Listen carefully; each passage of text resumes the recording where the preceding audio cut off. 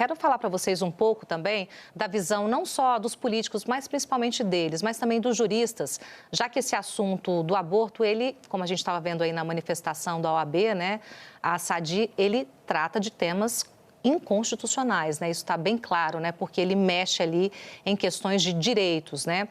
Mas agora, para além disso, sabe o que eu queria lembrar com vocês? Eu acho que é uma reflexão necessária de um quadro maior no qual esse PL do aborto se insere. Quem defende, né, esse PL do aborto, né, esse retrocesso para a mulher, tem a seguinte pauta, o seguinte lema: a gente é pró-vida. Mas esses mesmos parlamentares que se dizem a favor da vida, por exemplo, são os mesmos que em outras pautas, como a possibilidade de ter uma pena de morte, votam a favor. O parlamentar que se diz pró-vida vota a favor da pena de morte. Esse é o cenário que a gente tem lá na Câmara. O parlamentar que se diz pró-vida nesse tema é o mesmo parlamentar que se coloca contra aquela DPF do ministro Edson Fachin. Vocês vão lembrar que em 2020 restringiu a entrada de policiais em favelas, ou seja, regrando essas operações, porque o número de mortes era imenso. E a partir dessa entrada, o número de mortes reduziu vertiginosamente, ou seja, vidas salvas. Esse mesmo grupo pró-vida é contra esse caso que preserva vidas.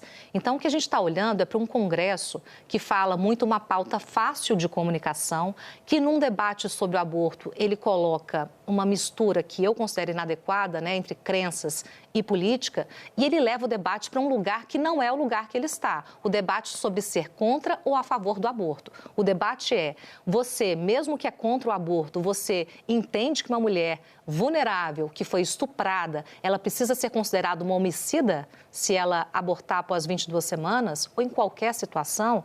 22 semanas, gente, é bom lembrar. É por isso que essa legislação feita por homens, ela esbarra em coisas mais elementares. 22 semanas, 5 meses e meio de gravidez. Na maioria das mulheres, você nem barriga tem. E isso eu estou falando da maioria tranquila. Por exemplo, no meu caso, eu tive barriga a partir de 6 meses. Agora, numa situação de vulnerabilidade, que é para a qual a gente tem que olhar, de meninas que muitas vezes estão desnutridas, estão em situação de não ter alimentação adequada, estão abaixo do peso, a descoberta da gravidez naturalmente vai ser depois.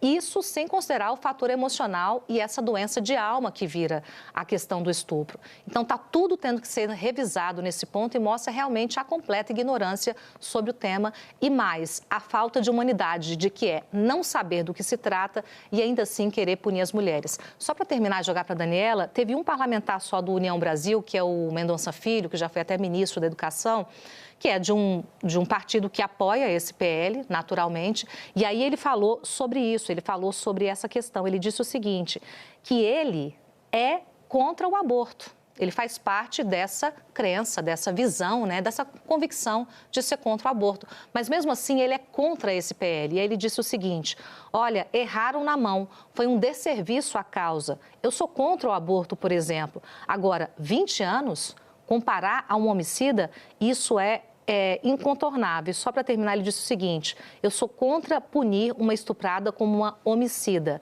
E isso deixou o projeto completamente inviável e vulnerável. Daniela?